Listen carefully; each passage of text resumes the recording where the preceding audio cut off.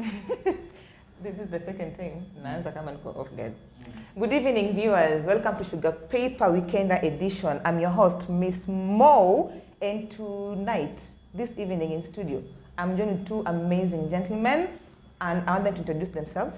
Welcome to the studio, my co-host, MC Kildi. I missed you. Welcome to Sugar Paper.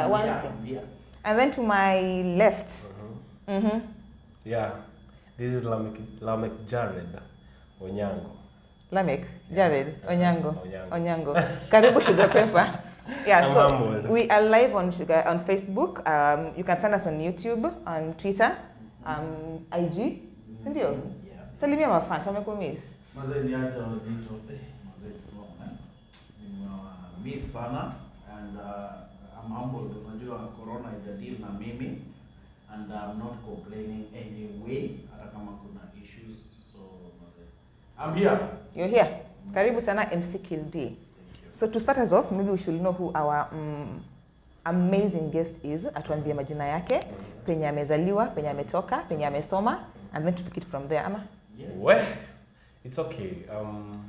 Firstly, let me also thank God first for giving me this opportunity to be at this place. I also want to thank Miss Mo. Amenialika.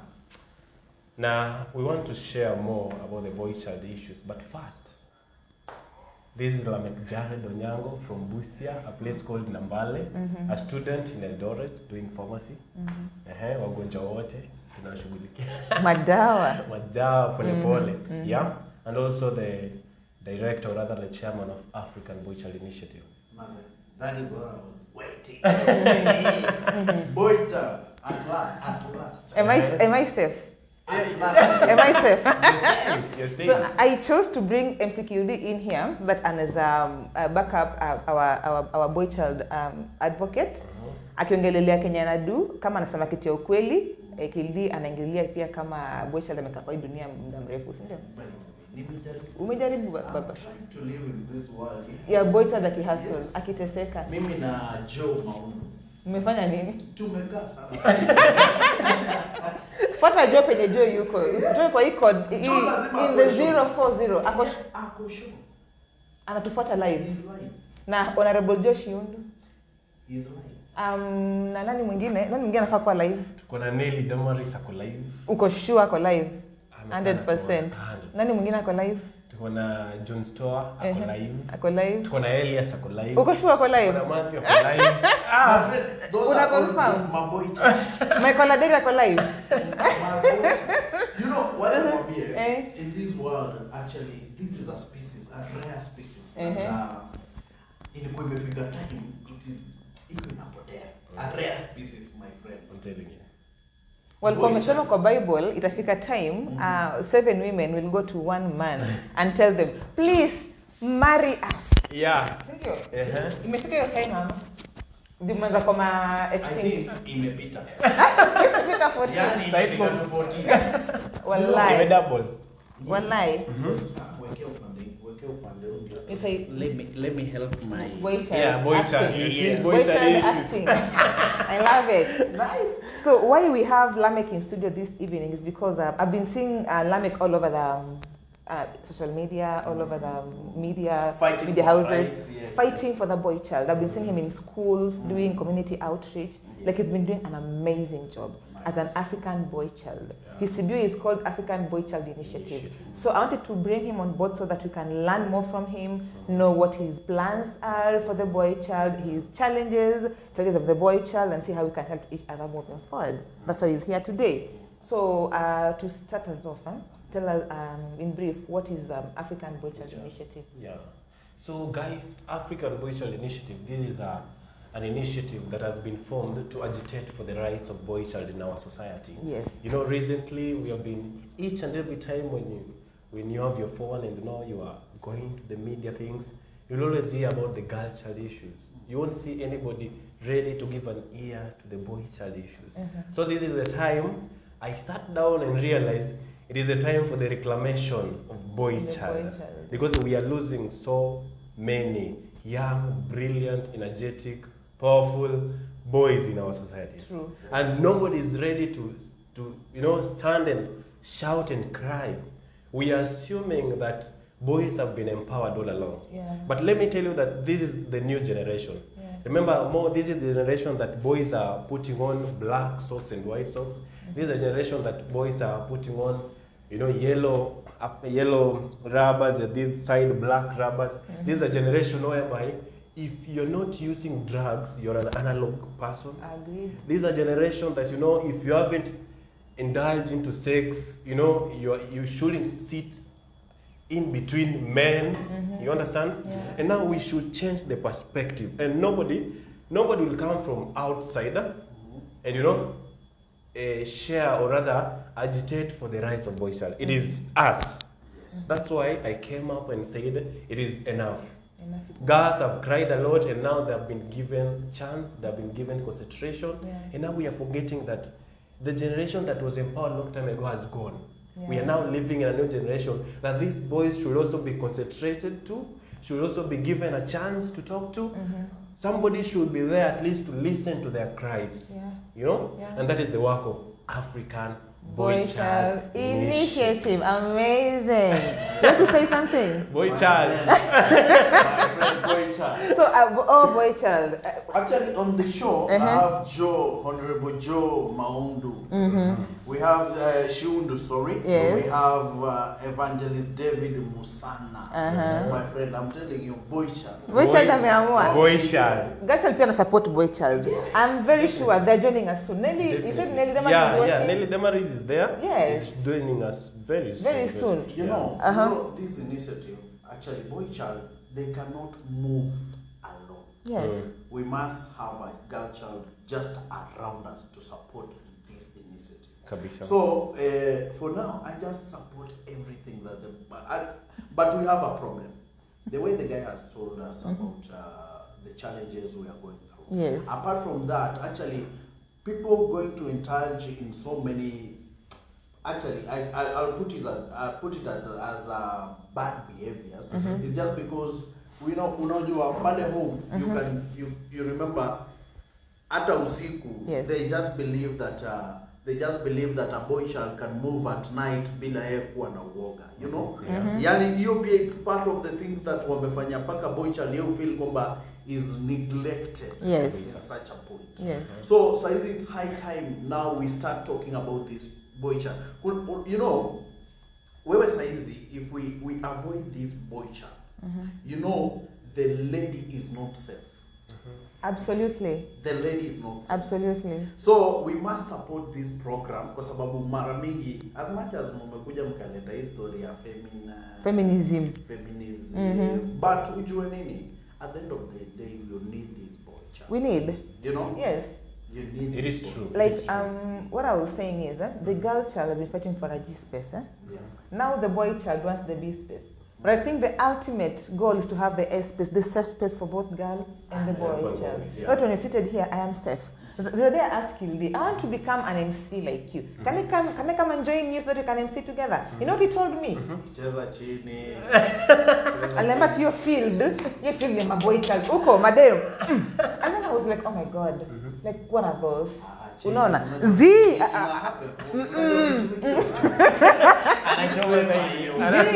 Okay. Anyway, let me accept kwa sababu ushasema, we boy child, we support girl child. Unaona hata venye umenidanganyishia nimekubali. We are there to support girls. Larmeck. No. Sikiza kidogo. I talked about that because of this. Ladies fall in love. And very fast. And in the music industry, if you ask these ladies, watakwambia kitu moja. Wamepoteza so many things kwa sababu ya kukaa karibu na boy child, but kwa sababu boy child hajajengwa vizuri to cushion this lady, like more akikuja kwa karibu yangu, what I see from more is akulwe, there are those things. Unajua, but it's high time to train this boy child, to tell them, you know what, wachana na ile imepita. Saizi, this girl needs to be cushioned so that you move together. And just to add what my friend said, my brother said, do you know we are now dealing with girls that have gone to school. You understand? Educated girls. These girls are being, motivated each and every time. Yes. These girls are being talked to every day. Girl talk. Yeah, girl talk every now and then. And now we are forgetting about these boys. And now, we are also believing that however much they have, they are educated, they are intelligent, they have that ability and gift that are given from God, talking too much. You understand? I understand. Yeah. So, we just need to tutengeneze ile conference men call, and now we share. Hizo ndio vitu sisi tunalaka kama boys. You understand?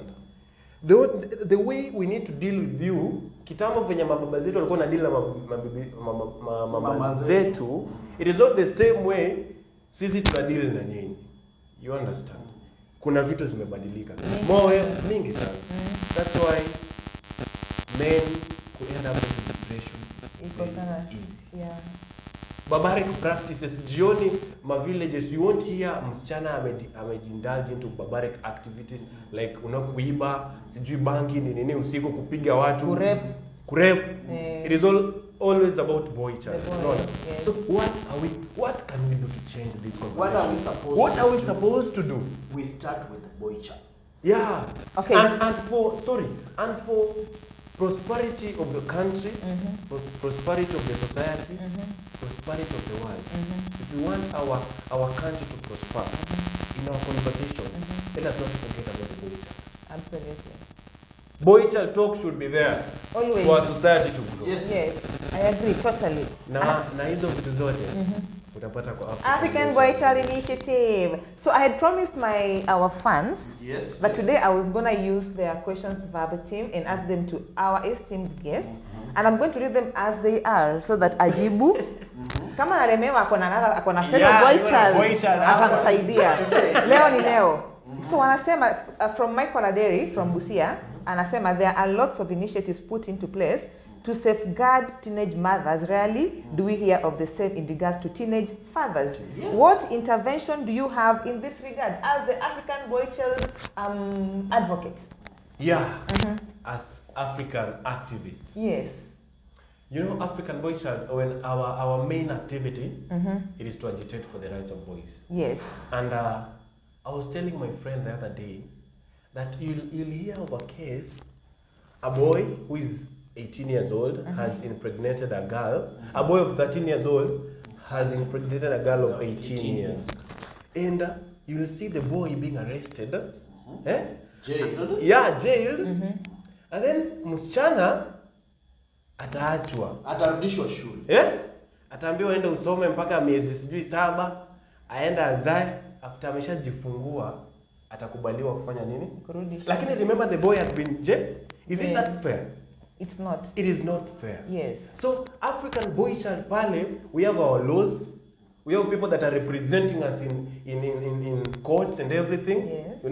That they will be there to ensure that even the rules that have been governed by the government zinakuwa challenged to safeguard the life of a boy child. Yes. Which my friend is trying to put across, I feel it is very safe for us now. It is so, they always believe that a boy child is good upstairs more than a girl child when it comes to sex and everything. Exactly. But what about the other ordinary things? What are other things like in school? We have seen these girls topping in the country. Yeah. But they're not talking about that. They just, when it comes to sex and pregnancies, they go to a boy child. To a boy child. Is the cause. Yeah. You see? So it's high time we need now to talk about this and revisit these laws, revisit the laws, so that we can protect our species. Yeah. This species called Boychild. Exactly.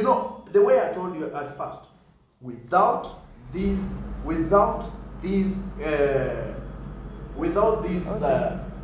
boys, we cannot have a safe country. We cannot have a safe society. You see? So we will keep on fighting to make sure that actually both of us, boy child and the girl child, to make the community safe. Yeah. We need okay, we don't talk about empowerment. You know, empowerment is a personal hustle. You know? Yes. That is what I believe. Empowerment is a personal hustle. To cut you short, apologies for that. It was we had blackout, but now we are back. Sorry for that, Hitch. Yes. You can continue. So, we don't talk about the empowerment. The information is the best thing. Yeah. The information is the key. You know, when you inform a boy child, he will protect everybody. But what about... That's an assumption, or is it not? It is not an assumption. It is. No, it is not an assumption. It is something that it is clearly seen, and is not apologizing to anybody. I support him fully. Is this toxic masculinity? This is Boychild, whatever. No. But truly. Can I defend my point? My point here is you can't say with finality that if a boy child is given the responsibility, he's going to hack it. It is, you know. Because even as we seated here, we have you and we have you. Yeah. Unaona. At the end of the day, people come out differently. Exactly. Some take in, some don't take in. Like at the end of the day, we still have thieves, still have rapists, even after you go into the machinery and do the empowerment. Let me ask you. It's a very simple question. Who is the head of the family? The man. The man. Exactly. We were taught. Very simple. Yes. If the man is safe, if the man is well informed, he will protect you as a lady. And then you will achieve your dreams. Absolutely. Let me tell Miss Mo this thing. You know, the first and the last time women were given responsibility over men, you know, we were sent out of the Garden of Eden. The first time women were given responsibility over men. Yes. We were sent out of the Garden of Eden. That means women, they have the ability and everything, but the ability of leading maybe a family or making wise decisions. They need a support from a man. From a man. You know, my issue is I'm not denying your rights. Yeah. But the thing is, when we get empowered Mentally. Like mimi nikikuja nipate kwamba kuna issue with this girl, I'll make sure I'll come there, ask what is the problem, and then tell the other boy, you know what, Mazet, it is not good to do this to this lady. Just as simple as that. And then you'll be protected with the same guy who was assaulting you in any other way. We're not denying that you're vulnerable, but why are we being neglected in the country? You know, you people. We To people. prosper, you need protection. Agreed. Yeah? Totally. And when we get information, we will protect you fully. Exactly. Unajua issue yangu ni moja, unapata huyu kijana aliwekwa to that level ya kusema kwamba yani mwanaume haongelewi. Umeelewa? So imefika to that level yenye unapata these boys wamejiengage kwa vitu kama bangi. My friend, what is the next information atapata kama ameshavuta bangi? Is go and rape. True. So you're trying to say what you guys are lacking is information, which African boy child is planning to offer. It is not planning to offer, it has already started offering. Okay, this issue of teenage fathers, are you going to go into the villages to fish those teenage fathers out? How are you going to go about it? You know, Ms. Mo, things, if you want to achieve, you start gradually, step by step. What African Boychild has started, we have started with primary young boys. Yes. You know, you understand? Primary school boys. Yeah, primary school boys. Yeah. We are now we have started nurturing them, you know, bringing them, changing the mindset of, you know, everybody is now thinking about girl child and whatever. Mtu anaenda high school, anaenda primary, wanaita wasichana peke yao, vijana wanaambia endeni mcheze mpira. Yeah. They are giving girls pads. They are talking to them. Wanaenda. How does these boys feel? They are not loved. You know? Kwani sisi is gender disability. Kwani hao wasichana ukiwa msichana wewe sasa uko na every right kwa hii dunia. It is not that way. So African boy child, because kuna hii gap yenye macho na wazazi, kuna hii gap yenye macho na serikali, it is a big gap that I believe African boy child is going to fill the gap. And hatuwezi tu anza ku fill the gap mara moja.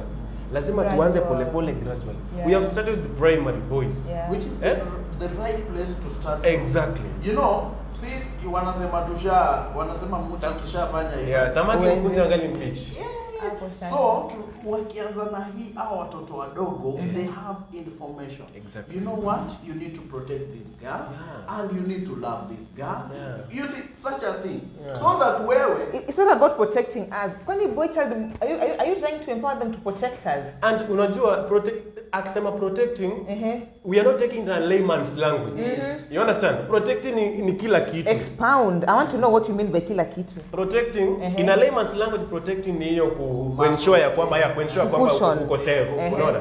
But sasa tukienda into deep, ukipata mwanaume ako educated kwa boma, ako firm, spiritually, physically, emotionally, then your family is protected. Can I go to?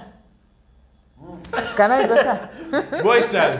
Boychild. Where we want to go. And I support fully that. You know, yes. Depression. Now, we were talking with my friend here about size watu wanauana juu ya True. Umenelewa? It's very simple. Like wewe atumambia chali yako si bwana yako ati mimi nimepata job nataka kwenda kufanya Saudi Arabia. Umenelewa? Okay, we don't want to talk about the Saudi Arabia things, but amepata job anaenda kufanya. Sio? Then wewe unachukua kisu unaanza kumdunga. Exactly. Kwa nini? Insecurities. Yes, first. The second thing Boychild I've lost it. This is the only hope I had. Now Amanda. But angekuwa na information. Mimi bibi yangu amekuwa nje for 2 years. And you remember ukiona nime survive for 2 years with my kids living with them. Have I ever complained? No. Because niko aje? Ako educated. Umenielewa? Kitu najua kwamba atarudi kwa familia na pesa. Not about Sasa tulisa mimi kama German. No, watu hamuunderstand. Umenielewa? Aenda for free ama na kama agenda job ameenda kusoma, ameenda kusoma Saudia. Kwa story ya Saudi. But mimi nimekuambia kwamba when Saudi kuna university. No, I get it. When Saudi kuna university. It's synonymous with other things. Yes. Kitu nimejaribu blend tu na story Yeah, makes sense. Unajua kitu ina happen ni kwamba jua kwamba if this lady loves you, respects you, bado atarudi tu na muendelee na ile life mlikuwa nayo. But kwa sababu akona kuna ile story walipiga bado wakivutaka kitu, umeelewa? Wewe bibi amekuacha, huyo demu amekuacha. Mimi siwezi kubali. Kwa sababu ya nini? Hawa jamaa for the whole of their lives hawajaiongeleshwa kuambiwa kwamba kuna situation inakuaga hivi. Kuna time kwa life kuna kuoga na kupanda na kushuka. Unaona? Sawa. So I think umeona my Boychild. Point yako umeka clearly sana, ukatumia example mzuri sana. 100%. Question number 2. Your point siko home. I'm sure my fans may understand. Kabisa. Kuna mtu hapa anaitwa Ibrahim Shiundu. Ameacha comment, ningependa usome before I read number 2. Your link nimeipata kwa So, number 2, as anafungua, laws have been jikaze kimwanaume is a phrase that's being used to toughen up the boy child with great detriment. This has greatly led to poor mental health to the boy child. How is your initiative geared towards promoting proper mental health for the boy child? Like you are a man. The last time I brought some gentlemen here, walisema mwanaume kujikaza. Nilisikia kabisa. Yes. And nilitaka hata niinue mkono penye nilikuwa to correct them. I wanted even to fly, nikuje nisimame hapa niwakataze. My friend has been talking about neglection, boys being neglected. People are assuming that boys wanajiweza. Unaona? They are capable. You're capable of living your own, staying. Do you know the reason why men don't bathe? You guys don't bathe? Maybe hiyo no notion iko. You'll do moga. Hiyo no notion iko. Hiyo notion. Not that we don't bathe. Do you know the reason why? Kuna hiyo notion ya kwamba men don't bathe. Unaona mtoto akishajenga isimba. Kijana ameshajenga isimba. Ako kwake, si ndio? Parents they assume that boy ako sorted with everything. Do you know bwana ana sabuni kwa hiyo isimba yake? Unajua ana toothpaste kwa hiyo isimba yake? Ana toothbrush. Mzazi hataki kujua. Ushakuwa mwanaume. Msichana hizi communicate. Msichana akikuja akiingia kwa nyumba saa moja, kuna meeting itafanyika kwa hiyo boma.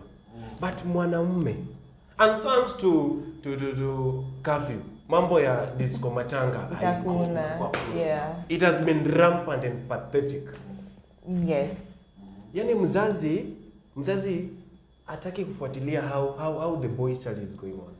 Kitu ameshaassume kijana ako sawa, kijana ana issue, let me now concentrate on this girl child. Yeah. And we are afraid because all the responsibilities that the boys have been doing zimeanza kwenda kwa nani? Kwa magaldem, because they're being given so much concentration and everything. Unaona dadi anatoka kwa boma anaita msichana, Cynthia, nimetoka, take care of the house. And maybe niko pale nimekaa. Yeah. How do I feel? Irresponsible. Not irresponsible. But why would your daddy do that? I've been neglected. But why? Mbona siniamini? Kwa sababu pengine unatoka ngao mkuja ngao umelewa, uogi. And secondly, ni bad example from our parents. Bad example from let me say our dads. How my dad behaves akitoka kama amelewa, unaona? Akiingia kwa boma, I'll want to do the same. You want to emulate bad characters. Yes, you can. So nakwambia bad example from our parents. And you cannot emulate bad example. If my mother is a prostitute, become a prostitute. It depends. It depends kama unakuwa advised each and every time. Wacha nikwambie. Unaona ule mtoto mwenye anatoka jioni shule alafu dadi anamuuliza, "Hey, how was school?" Yeah. Any challenges you faced today?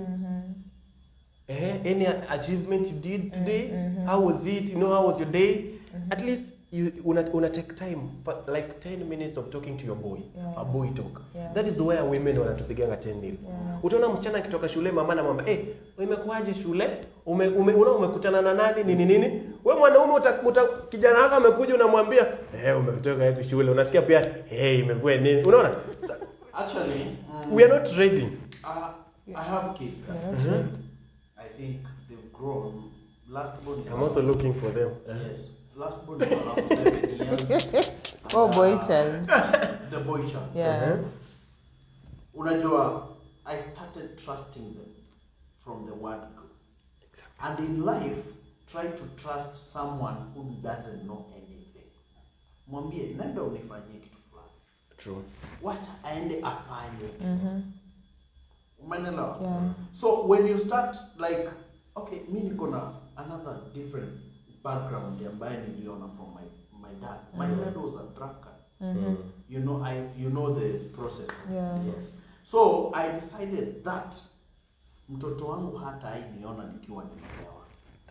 That is what I've been talking about. Yeah. So in life, huyu mtoi kama hajaniona nikilewa, inamaanisha kwamba hata yeye hataonekana akilewa. Hatawahi dhubutu. Umeelewa? And I always advise people. Yeah. You know, we have dark past. Some of us. Yeah. But make sure that you don't emulate. You don't pull that dark life to in front of you to use it as a pavement. Yeah. Exactly. You see? Yeah. So try your level best to make sure that the dark life you've gone through remains behind, so that your kids don't see what you've gone through at the past. So try your level best to make sure that you become a role model. Yeah. Mimi nataka kuwa kama baba. Yeah. Umeelewa? Yeah. If you want your kids to be like you, it means that there's some things. Mimi siwezi deny kwamba watu wote hawatalewa. True. But just do it responsibly. Yeah. In a way that ukirudi home hata mtoia is realize you are better than your son. Yeah. If I'm not wrong. True. Upstairs. You are. So, ukikuja na utulie pale na ushike remote yako lakini umepiga vitu zako, mtoi hatajua. Yeah. But wewe umeshafika, mama nani? Ujinga yenu. Wewe ni mjinga kama mama yako. Wewe ni mjinga. You see? That is the same thing They're going to copy. Is going to copy and do the same to the other culture. Yeah. Mwenye atao. True. Umeelewa? It will be the norm to him. So try your level best to change the life that you saw when you are young, so that hawa watoto wakikuja kwa life yako wanakufeel, wanakupenda, unajua.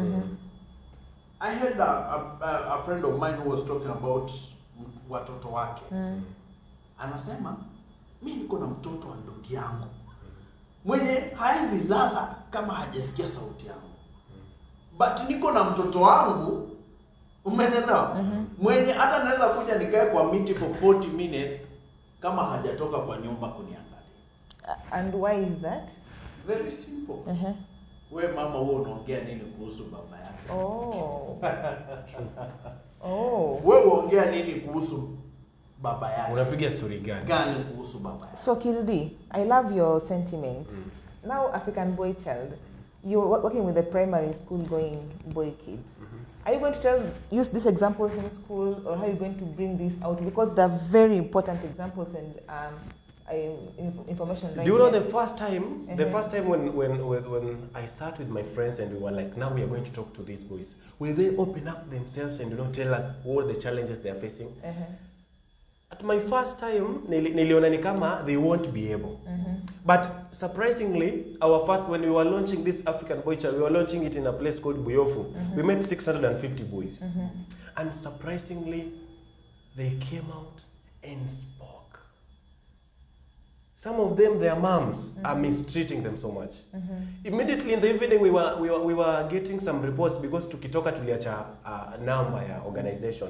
Tunapata ma-reports, tunapata ma-letters. Mtoto ameandikia babake aishi nyumbani, anaishi nje. Hata akitaka kuongea na babake, the mom anamkataza, ampatie simu, amfanye vizuri. So anaandika letter, anaenda kujiua, anaandika letter kwa babake msamaha. Because of the mistress from the mom. Wanaogopa kusema. Not that at Boychild at sijui ati ni mtu ati ni mtu ni harden nini. We are trying our level best, but now we are lacking support. Support totally imepotea kabisa. Let me to cut you short. Like, I would like to know how you do your mentorship in those schools. Like, I've seen people go to schools, assemble the boys wanakaa chini, then we are the ones who are talking. They're not the ones who are talking per se. Like, how do you make the environment conducive for guys to open up? Yeah, what we do, we ensure that wengine wao they'll fear talking in front of their teachers. Yes. What we do, we create a good rapport between us and them. Unaona? Alafu mostly sisi hatuongei. Wao ndio huongea because we are there we are going there to learn. Nini inaendelea kwa society yenye sisi hatujui. Tutaanzia wapi and how are we going to cope up and ensure that now the community, these boys are being felt that they are loved and are part and parcel of this country. You understand? So most of the time hao ndio wanaongea. Sisi tutaongea vitu mbili, tutatoa topic moja, utasikia. Unaona? We are now giving them a chance. And that is the way I should encourage most people when they are running the organization. Mentorship and everything. First, give an ear to the person you are talking to if you want to change their lives. Usiende tu pale na uongee na uongee. The cliche way of doing things. Exactly. Just listen. Have that ability of listening to what is going on. Unaona? So we go there, tunasikiza nini wenye wanapitia. Na unajua mmoja akiona mwenzake amesimama anaongea, utaona mwingine anaamka. Na wengine pia wanasema we don't want that teacher to be there. Unaona? We don't want our teachers to be here. We want to open up. Unajua only primary school kids. And those are primary school kids. Wow. Some of them are going to school without boxers. Very true. Very true. Boys are going to school without boxers. And si ati waongei. Our vijana, they're trying their level best, but now somebody to push them. A youth, maybe I believe in youth. Yeah. And nasemanga youth akipata mtu mwenye anamdirect in a just and rightful way is a very good person. Mtu tu wa kumsupport na kumpea motisha, moral, the zeal and the momentum hawako. And that is, I believe, hiyo gap yenye government wamacha ya kupeana moral kwa boy child yenye wamepeana yote kwa girl child, we are trying to fill it. And the ABI jakasa nati jamaliza 5 months. But what we have done is great. Tremendous. The schools that we have gone to, we are not a political organization, but we always follow up. Tukitoka huko, at least tunaweza chukua kijana mmoja, vijana wawili, watatu, boys. When we can pay school fees yao, at least hiyo term juu atufadhiliwe sisi. Ni watu tu wanafunzi tu wamejitokeza na wakasema audience for mkoa ngapi hiyo ABI? We have 10. By the way, I have 10 super committed, hardworking people. I know they must be watching. Yeah, I have my administration manager called Matthew. Yes, Matthew. I have my finance manager called Nelly. I have my programs manager called Elias. I have my organizer called Sydney Patrick Uduma. Yes. I have my representative kwa kila ward. I have Alva, I have Justus, I have Nixon. When they are working tirelessly, and imagine their students, they are ready to sleep hungry, but to ensure that kijana mdogo mwenye ako pale home amesaidika. They are trying their level best, you know. Sasa tukienda pale tukishaongea, we are trying to motivate them. Unajua Boychild pia anataka motivation. Unajua the reason why wasichana, hakuna organization ya wasichana yenye inapeananga tu pads peke. Organization zote za wasichana zinapeananga tu pads peke yake. Peke yake. Ukienda sana ni panties and whatever. Guilty as charged. Wajakaa chini wakafikiria something beyond that. Acha tujakaa chini tukafikiria. Wajakaa chini wakafikiria something beyond that. I'm a girl, but that missy boy. Mimi nakaa Boychild. I'm a girl. Let me say where the gap is. No, let me say where the gap is. And I agree with Larmeck 120%. In Busia County peke yake, tuko na so many CBOs zote zinadeal na girl child. Teenage pregnancies, teenage mothers, name them. Drug and substance abuse, like quality education, but mostly tunagear towards the girl child. Unaona? But then we have a new one called Anonymous Hope Initiative. I told you about. I'm a co-founder. But I think I'm learning a lot from ABI that I'm going to want to use. And I would like to even come and volunteer as a volunteer mentor at ABI. Because like at the end of the day, like you are saying, Boychild can come atelekezwa. So vijana ambao hawana boxes, umesema nyinyi wanafunzi. You go into your pockets, get money and pay and buy them those boxes. We ensure at least kuna vijana wawili wenye wameonyesha wako na hiyo morale ya kusoma and nyumbani hapo like reward. Like reward. Because we need to motivate them each and every time. So we ensure kwa kila drive tukitembea we have boxes, we have masks, we have pens and books. Alafu pia unajua kijana, kuna vijana wenye wanapenda futa, wengine wanapenda bake, wengine wanapenda movie. So inafika time yenye maybe in a weekend we can organize a match. Unaona match tu mzuri. Yenye tunaweza tengeneza kwa primary tu, tunasema kuna futa kidogo hapo, kuna basketball kidogo hapo, no? Kila kitu yenye ina fit, yenye kijana akikaa ako very much comfortable. And engaged. Feeling at home out of home. Exactly. Home away from home.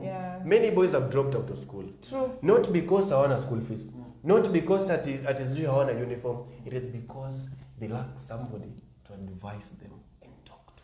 Information. Yesterday, nilikuwa nafanya job fulani mahali. Then I was in the car. Relax. Lunch hour. Naona two young energetic boys walking together. Then the other one is asking the other one. Like, wewe unaonaje? Nitafuta tu job nifanye ama niende uni. Umesikiza? Nitafuta tu job nifanye ama niende uni. You can imagine. Imagine huyo boy akipata mtu kama wewe ukae chini na yeye na umuongeleshe vizuri. You can imagine. Sikiza, inamaanisha amepita vizuri. Paka is going to university. But I'm gonna two choices. The mind is wondering. Yenye parent wameacha, wameneglect kijana ako sawa. Yenye government wameacha, hawajui. Lakini government inafaa kuingilia aje kwa huyu mwanafunzi? Nikuulize kama inaingilia aje juu ya guys. Girl child. Nini kila time we are sorry. Hiyo ni effect za Boychild.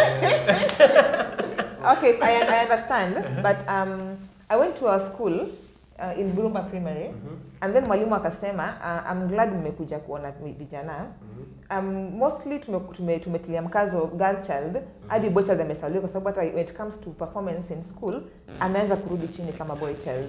So even when it comes to education, boy child anaanza kufeel ni kama after all they only care about the girl child. So whether I go to school or not, they don't even care. Another thing wanasema pia, after class they wanataka kwa boda. They want to go and do lack of what? Like information ama ni guidance. lack of information and guidance. And guidance. You know, we take a lot of time, actually, which is very right for a girl child. But we can use the same effort for a boy child. Unajua, there is that thing yenye akimaliza class 8 anataka kufanya boda boda. Ni nani amemfesa akamwambia hapana, boda boda iko.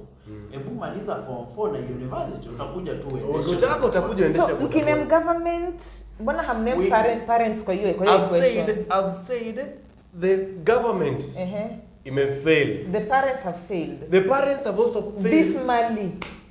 My friend. Yes. Ukiona all nikipata chance ya kuongea na watu, always blame parents. Yes. Because mimi venye nimekuzwa, by the way, I've grown in a family of girls peke yao. Unaona? So I'm coming up, my dad doesn't know how to deal with a boy. My mom ajui kudeal na kijana. You understand? Yeah. Unafika time mpaka now kijana anafunzwa na ulimwengu. Bana.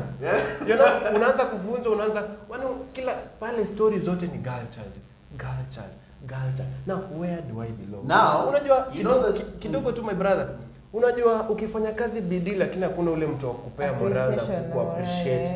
Unajaribu kwa job unajaribu lakini hakuna, wanaona tu Miss Mo peke yake.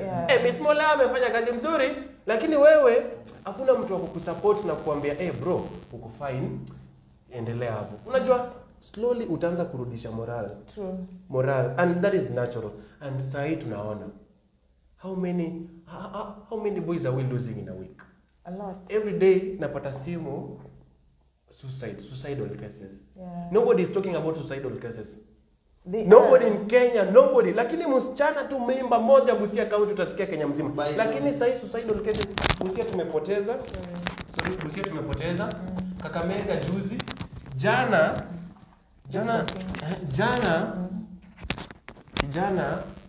kijana aliua baba yake nyumbani because baba yake alishika kuku zake, waliuza kuku.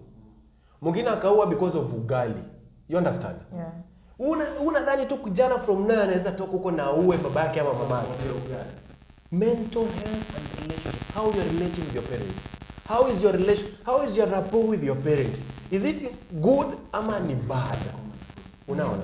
So mimi ningependa tu kuomba. Kitu ya kwanza ningependa kuomba our parents. Yeah. Let us try to create time with our boys. Our government, the same effort that are giving girls, hiyo effort moja inapea msichana, hiyo effort wakipea vijana watakuwa wamesave vijana watatu. Unaona? Yeah. So sisi hatutaki sana. Sisi tunataka tu pia sisi, let us also be felt in the society. Let us also be felt, and let us also realize that we are children of this place, and we are part and parcel of this country. And without Boychild empowerment, kutakuwa na continued failed marriages. Like the society haitakuwa at peace. The girl child will not be safe. Never. So let's take some shout outs. Ulianza na Joe kasema ako area, amesema yako ndani kama kawa. Joe tunakupenda because you always support us. That is Joe Maundu, all the way from the US. Go next to Joe. And then kuna Honorable Joseph wa Mukoya Shiundu. Yes. Anataka kuwa MCA Burumba Ward. Na umegundua watu wote ni weupe. I think Joe By the way, I've worked with Joe. Joe is a very great friend. Which Joe? Joe Mheshimiwa. Joe Mheshimiwa. The upcoming MCA. Yeah. He's already the MC of Burumba, by the way. Joe. Atapita very early in the morning. And I'm telling people of Burumba, it is time to change the face of Burumba. Yes. And the only person that is going to change that face is Joe. Okay, politics strong again. Badai. So Joe amesema MC Kildi, Miss Mo and Dr. Larmeck. You all are looking amazing. Mo, ambaye Kildi shikange simu. Kildi, shika simu za mheshimiwa. Evangelist David Musana ametusalimia, lakini pia akasema the issue amesema the issue about boy and girl child is imbalanced. That is why the boy child has issues. Yeah. The boy child has been ignored in all aspects of life, even from the family level. Look at simple things like pocket money. You will realize that the girl child will be given more money than the boy child with the pretext that the boy is strong and he needs to develop a culture of getting used to hard life.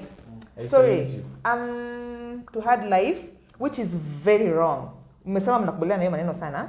Abraham Ndeche Shiundu, all the way from Somali, anasema, by the end of the day, boy child and girl child need each other. So we need to empower and support each other and move forward together. True. Not forgetting that the boy child should be respected and appreciated in the society as the head. Point home. Point home. Also, David says, we forget that this boy one day will be someone's husband, and because of the imbalance, that is why women are complaining kwamba, oh, sijui wanaume anga, oh, we should change tact. We should change tact. MC Tonde anasema yeye anafuata kama kawaida. Thank you MC Tonde, tunakupenda nje hoya Busia. Mamadi just anasema, hi guys, following up on your conversation, don't you think it will be more helpful to put more focus on boys' relationship with parents?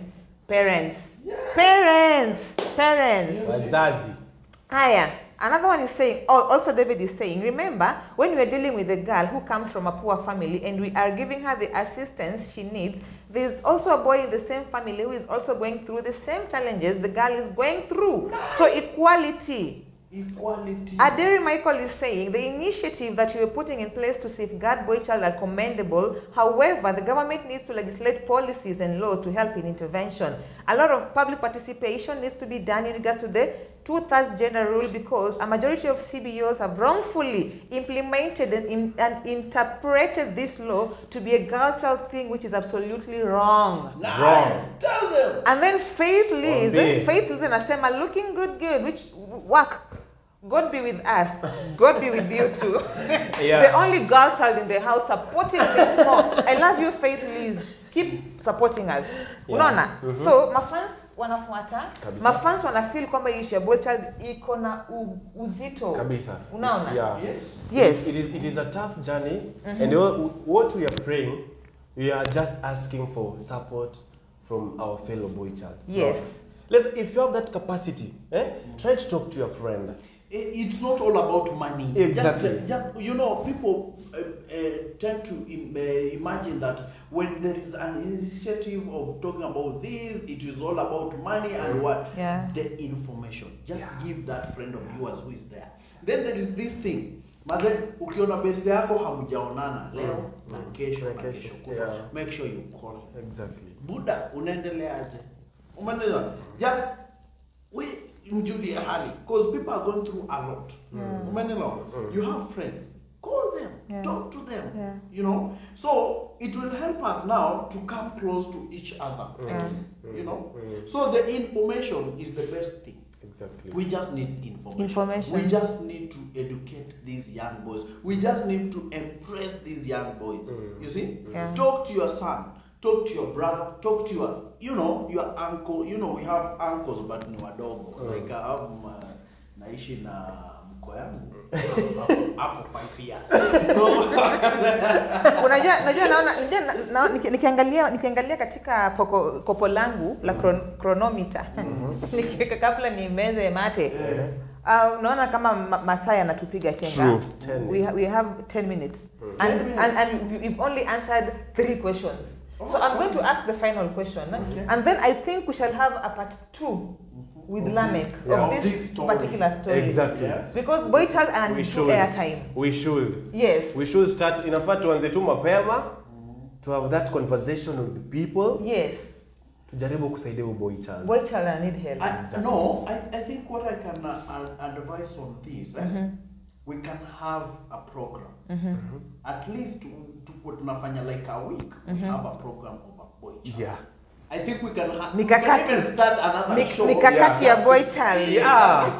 Boychild is in sevens. Yes. Okay, so HIV and AIDS is a scourge that has bedeviled the society for a long time. Through your championing work, how do you tackle this in respect to trauma related to it? And do you have programs specific tailored for the Boychild?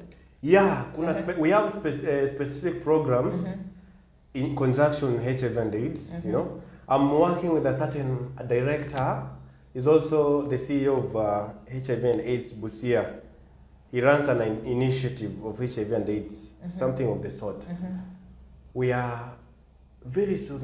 We are coming up with a certain, let me say, a program. And Mungu pia kitufungulia njia, tutatafuta kitu kishamba kidogo. We want to build a home. a nice home whereby every boy child mwenye ana feel ako kwa village and is being isolated because of the HIV and AIDS, whatever, he'll feel free to come and talk to us. We'll be there. We want to create something like a home for them. Yenye sasa hata akiona amechoka sana na kukaa na kina MC huko wanapiga story mengi, he'll just feel comfortable of coming and we share a lot on matters concerning HIV and AIDS. But for now we have programs. Unajua hiyo ni topic nyingine delicate yenye wezi enda mbele ya watu, mbele ya kila mwanafunzi and you're talking of such things. It is very critical, very dangerous. Unaweza ongea pale umeweka pale watoto kama 650 na maybe kwa 650 kuna wale watatu. And vile mnaongea kuna wengine wanaweza make joke out of it. Na instead of saving lives as a boy child, you're going to destroy. So ni critical topic yenye inataka critical thinking. Some modicum of something. So that's why we are coming up. We are burning wanasemanga midnight oil. Midnight oil. We want to organize such thing in at least they'll also feel wako part of us. Unaona? Okay. Exactly. So I'm beseeching ABI to find out of any other boy child initiatives within Busia County and work as a team towards one common goal, to empower the boy child. Don't be like us. I'm sorry to say this. Like it's like we're having battle of wits. Exactly. I'm the best girl CBO. I'm the best girl CBO. By the way, don't do that. By the way, unajua shida mingi zimetokea. Yes. Wasichana, people are competing. Yes. People are competing sana. But mimi, my organization is free. There is Eridad Ndalo, who is our CEO, Anonymous Hope Initiative. I will give you his phone number so that you can work together towards one common goal, kusaidia boy child. And MC, tukiongelea maneno ya boy child, 100%, 20% kuna maneno ya girl child. Yes, lazima. Na pia nyinyi mkiongelea maneno ya girl child, kuna kitu kama 30% maneno ya boy child mnaguzia. You understand? Yes. So kuna hiyo importance ya sisi to come together as people when you wana own organization ama watu wana run organization together, we partner. Unaona? Nyinyi mkikaa huko mnaongea na madem, sisi tuko huko tunaongea na maboy. Isikuwe competition, political competition yenye sasa sisi tuko hapo tunapigana na maboy, nyinyi mko pale na madem. Unaona? Kuna hiyo differences. It should be problem. I think I've attended one or two of this program ya upande wa madem. They talk ill about the boy child. For real? Yes. Ni kama enemy. I've attended two of them. And I've learned kwamba they have made saturated this girl child mind kwamba mwanaume ni mbaya. Ni hatari. Umeelewa? Ni mbaya. Hao ndio waliwapea mimba. Hao unajua usikae karibu na wao. You see such things. So we need to sit down and change our information that is going to the community. Exactly. You know? So that a girl child ajue kwamba when he's around a boy child, it is not all about sex and love. And I want to tell people that are watching that within hizo dakika chache umetupea Miss Mo. I want to tell people, all the youth, now listen, this is the message. Yes. That sisi youth, we intend to live too early. We intend to live too early. We intend to live too early. Like an example, farmers in India. You know farmers in India, those people that they grow mango tree. Yes. Mara season mango tree, let me say take it kama 12 to 14 months ikuwe sawa fully fledged tree. Season ikifika ikitoa flowers, au farmers wanaenda wana pluck off the flowers. Season ya kwanza. Season ya pili wana pluck off the flowers because wanataka hii tree grow into a fully fledged tree. Yenye ikianza kutoa matunda itatoa matunda mengi. Unaona? Lakini ukiacha ile maua ya kwanza itatoa kidogo. Now youth pia wanafaa wakae wakijua. This is the time now they should build themselves. This is the time, this energy they should use in building their body, building their mind, building each and everything that will make their life to be a fully fledged tree. Unaona? So sahi to concentrate na kujibuild ourselves to see let us not intend to live too early, because if we live too early we won't grow into that fully fledged person. Unaona? Mwenye utakuwa na impact kwa community. Utakuwa na kuuliza umefanya nini na community. You want to be able to say. So once you have built yourself and you are now rightful, you have grown into a fully fledged person, you'll do tremendous things that people will be amazed. You understand? Yeah. So my advice to you that let us not live too early. Let us just say, venye tuko tujibuild, time to live will come. Yeah. And when the time to live will come, itakupata kama uko sasa ready. Right. Sasa tutoka tunafuata wanaume wanajiua because of early marriages. True. If we are giving failed marriages, yeah. Tukijipea time ya grow spiritually, physically, emotionally and everything. Yeah. Because when we live too early, we want to grow. And if we want to grow, then the score of our skills, of our body, won't be respected in our society or our community. Very true. So let us not learn to live too early. Time to live will come. Say youth, wacha tusaidia. Anisaidie nimsaidie. Yeah. Unisaidie nikusaidie. Yeah. Hii maneno ya best nini iko in a positive lakini not in a negative. Mse ako wise. Wanjala calling stands for tuning in. Bruce Munyanya, I know you know Bruce. Amesema I love the conversations. Bravin Majaliva anasema, how would you recommend Boychild to keep the good relationship with the parents, especially the father, because it comes a time when even there is no communication between the two. And I don't think that it is really a good thing. So how is someone supposed to maintain this? Should it be the father's work or the Boychild? You guys are making me so sentimental. That's why I've told you parents we have failed. And maybe I'll be working with MC because naona sasa tumesema your son ukifika pale anakukimbilia and he's like I want to be like daddy. Super daddy. Yeah. Nataka at least parents. I want to advise you'll give them your number. Wakupigie simu waanze benchmarking wakuje tu. It is very simple. But now you see the fathers are not even watching the show. We need to go to the community and find them. Yes. Exactly. The issue is the boy cannot be blamed when you've forgotten that this father is the person who brought the boy up. So ni nani mkubwa wa mwingine? Si baba. So baba ndiye anafaa kujenga mtoto akiwa mdogo. But the father is trying to say the father ametelekeza mtoto. Yes. So should the mountain go to Muhammad? Yes. He's trying to ask that. Yes. The thing is very simple. Mother, we are still young. And we have those guys who are old. Haimaanishi kwamba ni mwisho wa maisha. Kama mtoto wako alikuwa amegrow na amepita, unaona kwamba anaenda on the wrong direction. Wewe pia usiwe ule mkali to an extent tena you push him away from. Kabisa. Unajua kuna ile ukali, kuja hapa, nini mbaya? Mbona unajifanyaga hivi?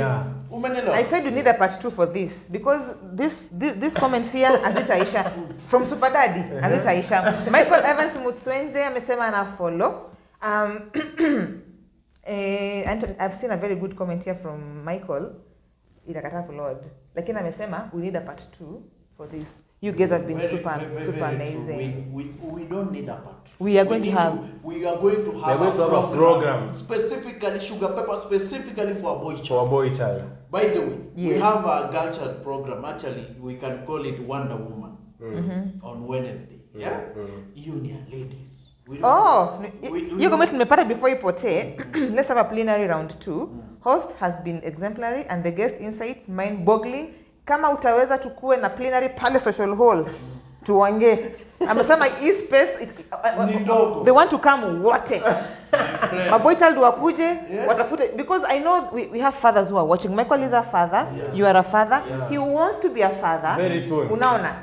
And we want our kids to be raised with very good role models. Kabisa. So that society kwetu ni complete.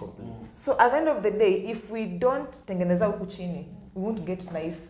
Sasa saizi venye sasa tunaenda home. Actually we are going home. Hata wewe unaenda home as a parent. Anza leo. Uliza mtoto wako. How was your day? How are you faring on? Nalikuchokoza. What were your challenges? Yes, but kama ni mdogo na mzapia challenges. Challenges hata za shule nani alikuchokoza? Na kama hajaenda shule. Daddy, umekaaje, umekula? Mambo. Tengeneze unapo. Umeelewa? Una hiyo mama anabanga mtoto wake, wanaume. And then next show, we will talk about you ladies in the house, how you treat your men, how you are supposed You want to teach us? Yes, it's high time. It's high time. Yeah, it is high time by the way. Have you felt that Ni much? kama sasa nyinyi mmechukua responsibility yote. Tuache zingine. Hey, so we need to get the parting shots from our guests. So, Boychild, Larmeck, tupatia my fans your parting shot. Your last words. My last words. Pending plenary too. Exactly. My last words niku. I just want to tell Boychild that this is the time. It is high time we now cut off the suicidal cases. It is high time we now replenish the things that are affecting us either negatively in our community. It is high time that now we change the mindset and the conversation in our country that girl child should be given more consideration. Unaona? You want equal. We want equal. We want equal because gender is not disability. Yeah. Unaona? Yeah. So this is the time, guys. And my Raila says, wakati ni sasa, kama si sasa, basi ni sasa hivi. So ABI is there to ensure that the life of Boychild is agitated, is in safe hands, and is looked upon vizuri kabisa. I like Unanielewa, Miss Mo? I like. Exactly. Yeah. So boys, let us come together, let us join hands, and parents, let us meet next time to learn more. To our community. Kabisa.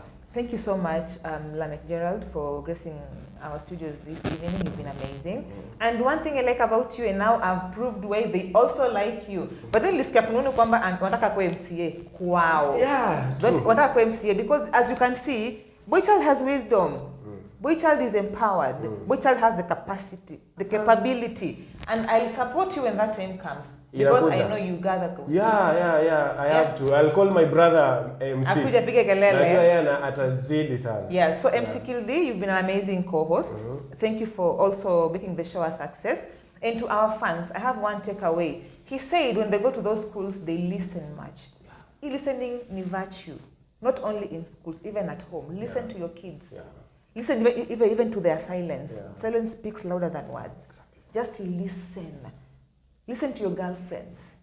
Listen to your parents. Listen to your kids. Just listen. And the rest will be miraculous. The outcome will be fantastic. I've been your host, Miss Mo. Our guest has been Larmeck Jared. And I was co-hosting with MC Kildi. And from our side, nasema asante.